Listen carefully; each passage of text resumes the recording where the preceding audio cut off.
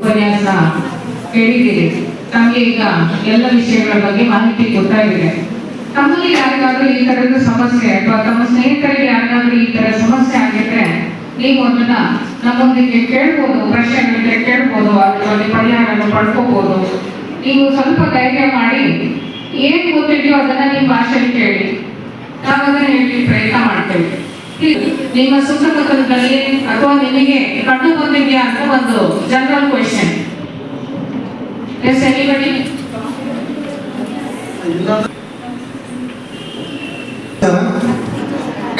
ಇಂದಿನ ದಿನ ಜಿಲ್ಲಾ ಕಾನೂನು ಸೇವಾ ಪ್ರಾಧಿಕಾರ, ಜಿಲ್ಲಾಡಳಿತ,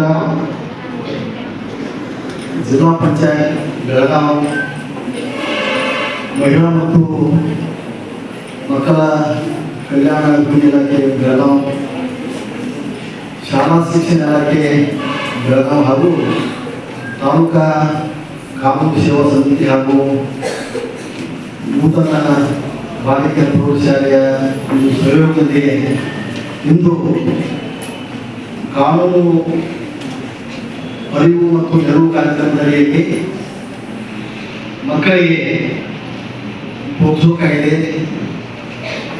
ಬಾಲ್ಯ ವಿವಾಹ ನಿಷೇಧ ಕಾಯ್ದೆ,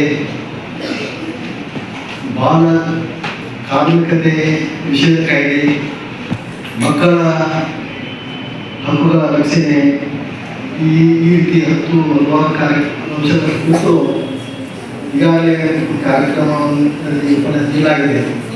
ಈ ಕಾರ್ಯಕ್ರಮದ ಅಧ್ಯಕ್ಷತೆ ವಹಿಸಿದಂಥ ಉದ್ಘಾಟಕರಾದಂಥ ಗೌರವಾನ್ವಿತ ನ್ಯಾಯಾಧೀಶರಾದಂಥ ಶ್ರೀಮತಿ BT ಅನ್ನಪೂರ್ಣೇಶ್ವರಿ ಮೇಡಮ್ ಅವರೇ, ಈ ಕಾರ್ಯಕ್ರಮದಲ್ಲಿ ಅತಿಥಿಗಳಾಗಿ ಆಗಮಿಸಿದಂಥ ಸಹಾಯಕ ಶಿಶು ಅಭಿವೃದ್ಧಿ ಯೋಜನಾಧಿಕಾರಿಯಾದ ಶ್ರೀಮತಿ ಮಂಜುಳಾ ಮೇಡಮ್ ಅವರೇ, ಈ ಶಾಲೆಯ ಮುಖ್ಯೋಪಾಧ್ಯಾಯರಾದಂಥ VS ಶ್ರೀನಿವಾಸ್ ಅವರೇ, ಸಂಪನ್ಮೂಲ ವ್ಯಕ್ತಿಗಳಾಗಿ ಆಗಮಿಸಿದಂಥ ಈ ಶಾಲೆಯ ಶಿಕ್ಷಕರಾದಂಥ ಗೋಟೆ ಅವರೇ, ಈ ಶಾಲೆಯ ಎಲ್ಲ ಕ್ರಿಯಾಶೀಲ ಶಿಕ್ಷಕ ಬಂಧುಗಳೇ, ಈ ಕಾರ್ಯಕ್ರಮದ ಕೇಂದ್ರ ಬಿಂದುಗಳಾದಂಥ ಎಲ್ಲ ಮಂದಿ ಮಕ್ಕಳೇ, ಬೆಳಗಾವಿ ಜಿಲ್ಲೆಯಲ್ಲಿ ಮಾನ್ಯ ಜಿಲ್ಲಾ ನ್ಯಾಯಾಧೀಶರ ಒಂದು ಮಾರ್ಗದರ್ಶನದಲ್ಲಿ ಜಿಲ್ಲೆಯಾದ್ಯಂತ ಏಕಕಾಲದಲ್ಲಿ ಎಲ್ಲ ಪ್ರೌಢಶಾಲೆಗಳಲ್ಲಿ ಈ ಒಂದು ಕಾರ್ಯಕ್ರಮ ಆಯೋಜನೆ ಆಗಿದೆ. ಆ ಹಿನ್ನೆಲೆಯಲ್ಲಿ ನಮ್ಮ ತಾಲೂಕಿನಲ್ಲಿ 64 ಶಾಲೆಗಳಲ್ಲಿ 1500ಕ್ಕೂ ಹೆಚ್ಚು ಮಕ್ಕಳಿಗೆ ಈ ಕಾರ್ಯಕ್ರಮವನ್ನು ನಾವು ಹಮ್ಮಿಕೊಂಡಿದ್ದೀವಿ. ಈ ಕಾರ್ಯಕ್ರಮ ಅತ್ಯಂತ ಮಹತ್ವದ್ದು. ಯಾಕಂದರೆ ಮಕ್ಕಳೇ ದೇಶದ ಆಸ್ತಿ ಮತ್ತು ಭವಿಷ್ಯ. ಅವರು ತಮ್ಮ ಭವಿಷ್ಯವನ್ನು ಕಟ್ಕೊಳ್ಬೇಕಾದ್ರೆ ಅವರಿಗೆ ಬರುವಂಥ ಎಡವಟ್ಟುಗಳು ಮತ್ತು ತೊಂದರೆಗಳನ್ನು ನಿವಾರಣೆ ಮಾಡಲಿಕ್ಕೆ ಈ ಒಂದು ಕಾರ್ಯಕ್ರಮ ಅತ್ಯಂತ ಮಹತ್ವದ್ದಾಗಿದೆ. ಈ ಜಿಲ್ಲೆಯಲ್ಲಿ ಈ ಒಂದು ನೂತನ ಕಾರ್ಯಕ್ರಮ ಹಮ್ಮಿಕೊಂಡಿದ್ದಕ್ಕಾಗಿ ಶಿಕ್ಷಣ ಇಲಾಖೆ ಪರವಾಗಿ ನಾನು ಮಾನ್ಯ ನ್ಯಾಯಾಧೀಶರಿಗೆ ತುಂಬ ಅಭಿನಂದನೆ ಸಲ್ಲಿಸ್ತಾ ಇದ್ದೇನೆ. ಮಕ್ಕಳೇ, ಈಗ ಉಪನ್ಯಾಸ ಸಮಯದಲ್ಲಿ ತಾವು ಸಾಕಷ್ಟು ಮಾಹಿತಿಯನ್ನು ಪಡ್ಕೊಂಡಿದ್ದೀರಿ. ತಮಗೆ ಸಮಾಜದಲ್ಲಿ ಪ್ರಶ್ನೆಗಳು ಕೇಳಲಿಕ್ಕೆ ಆಗಿಲ್ಲ. ಆ ಕಾರಣಕ್ಕಾಗಿ ನಾನು ಜನರಲ್ ಆಗಿ ಒಂದು 2 ಪ್ರಶ್ನೆ ಕೇಳ್ತೀನಿ, ಅದಕ್ಕೆ ಖಂಡಿತ ಉತ್ತರ ಕೊಡ್ತೀನಿ.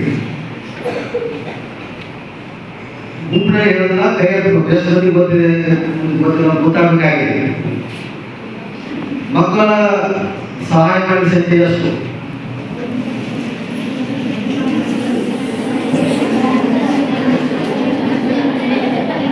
ಭಾಳ ಜನ ಕೇಳ್ತೀರಲ್ಲ, ಹೇಳಬೇಕು. 1098 ಅದನ್ನು ಸಂಕ್ಷಿಪ್ತವಾಗಿ ಮತ್ತು ಥ್ಯಾಂಕ್ ಯು ಕೊಡೋಣ.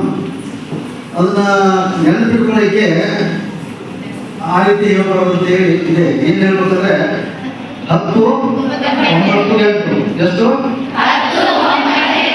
10, 9, 8 ಹೌದಾ? ಅದಕ್ಕೆ ನೀವು ಏನು ಮಾಡಬೇಕು, ಯಾವಾಗಲೂ ಫೋನ್ ಮಾಡ್ಬೋದು. ಯಾಕೆ ಮಾಡ್ಬೋದು 24/7. ಅದು ನಿಮಗೆ ಮಾತ್ರ ತೊಂದರೆ ಆದ ವಿಷಯ ಅಲ್ಲ. ಬೇಕಾದ್ರೆ ಹೇಳಿದೀಗ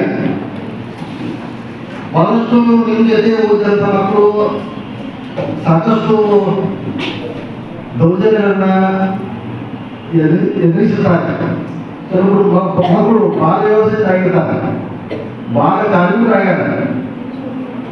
ನಿಮ್ಮ ರಕ್ಷಣೆ ಒಂದೇ ಅಲ್ಲ, ನಿಮ್ಮ ಸುತ್ತಮುತ್ತಲಿನವರ, ನಿಮ್ಮ ಸಹಪಾಠಿಗಳ, ನಿಮ್ಮೊಂದಿಗೆ ನಿಮ್ಮ ವಾಸಿಸುವ ಪರಿಸರದಂಥ ಮಕ್ಕಳಿಗೆ ಸಹಿತ ನೀವು ಮಾಡಬೇಕು, ಹೆಲ್ಪ್ ಮಾಡಬೇಕಾಗ್ತದೆ.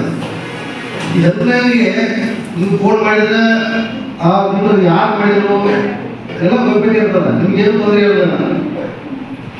ಆ ನಿಟ್ಟಿನಲ್ಲಿ ಇದ್ರ ಸಹಾಯ ತಗೊಂಡು ಮಕ್ಕಳ ಭವಿಷ್ಯ ಉಜ್ವಲ ಮಾಡಲಿಕ್ಕೆ ತಾವು ಸಹಿತ ನಿಮ್ಮ ವೈಯಕ್ತಿಕವಾಗಿ ಮತ್ತು ನಿಮ್ಮ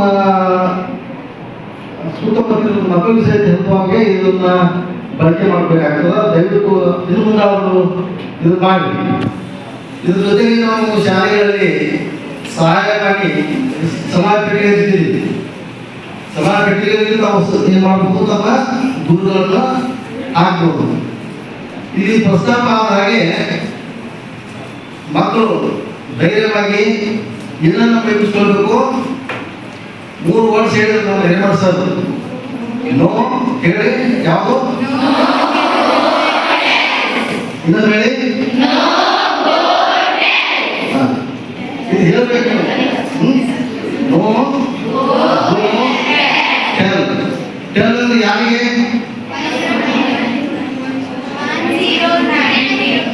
ಮತ್ತೆ ತಂದೆ ತಾಯಿ ಮತ್ತು ಗುರುಗಳಿಗೆ ಹೇಳಬೇಕು.